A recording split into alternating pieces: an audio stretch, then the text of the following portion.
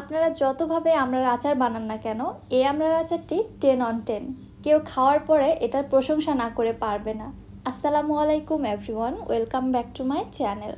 আজকে তৈরি করব টক ঝাল মিষ্টি আমড়ার আচার। আমার এই রেসিপিতে একবার এইভাবে আমড়ার আচারটা বানিয়ে দেখুন। আপনার তৈরি করা এবং আপনার খাওয়া বেস্ট আমড়ার আচারের রেসিপি হবে এটা। আপনি যাকে এই আচারটা খাওয়াবেন 100% রেসিপি আপনার কাছে জানতে চাইবে। চলুন কথা না বাড়িয়ে রেসিপি দেখে নিই। বিসমিল্লাহ। এখানে আমি 1 কেজি কাঁচা আমড়া নিয়েছি। আমড়াগুলোকে খুব ভালোভাবে ধুয়ে পরিষ্কার করে পানিটা মুছে নিয়েছি। এবার একটি পিলারের সাহায্যে আমড়ার উপরের খোসাটাকে পিল করে নিচ্ছি। আপনারা চাইলে খোসা সহ এই আচারটা তৈরি করতে পারবেন, তবে আমার কাছে খোসাটা ভালো লাগে না, আমি খোসাটা স্কিপ করছি।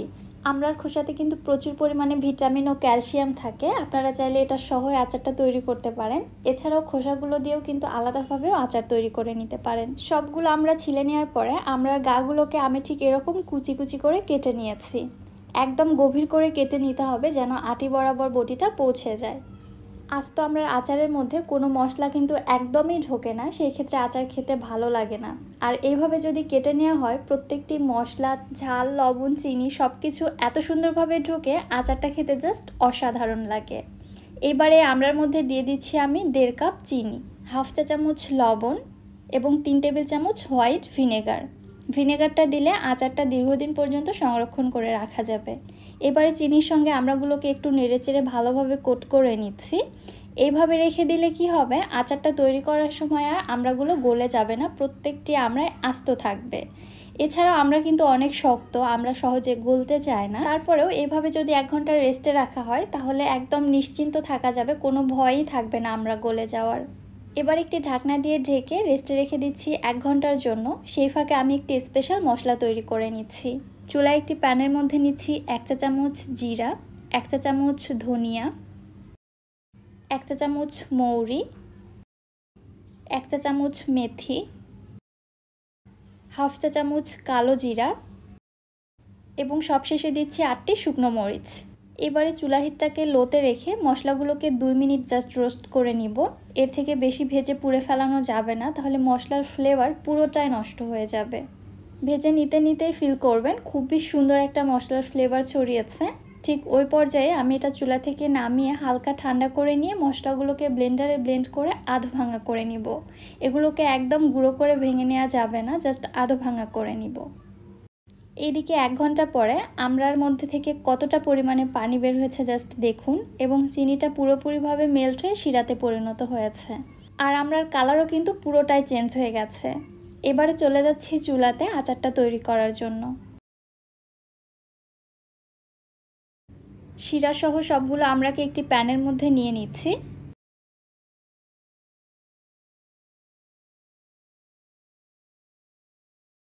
এবারে চুলাটিকে জ্বালিয়ে দিয়ে অপেক্ষা করছি শিরাটা ফুটে ওঠা পর্যন্ত।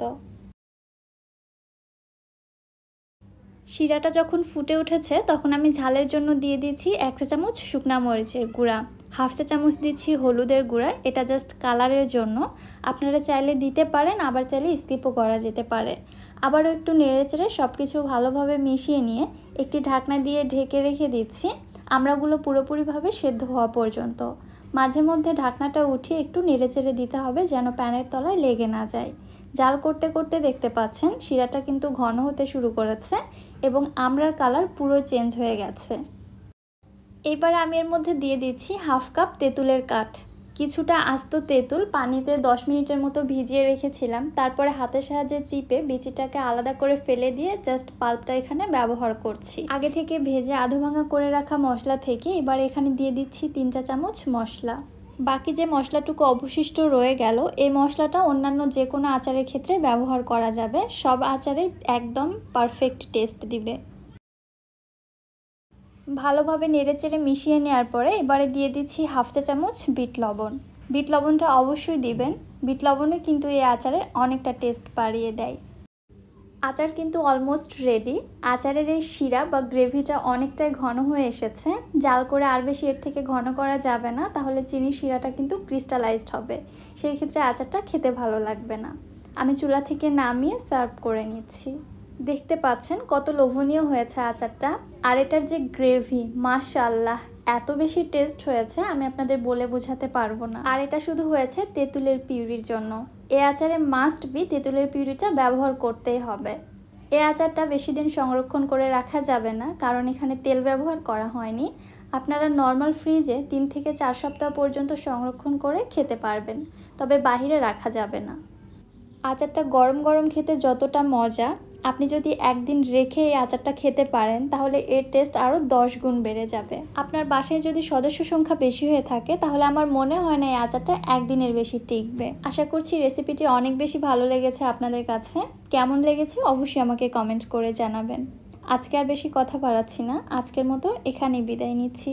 সবাই ভালো থাকবেন, সুস্থ থাকবেন। আল্লাহ হাফেজ।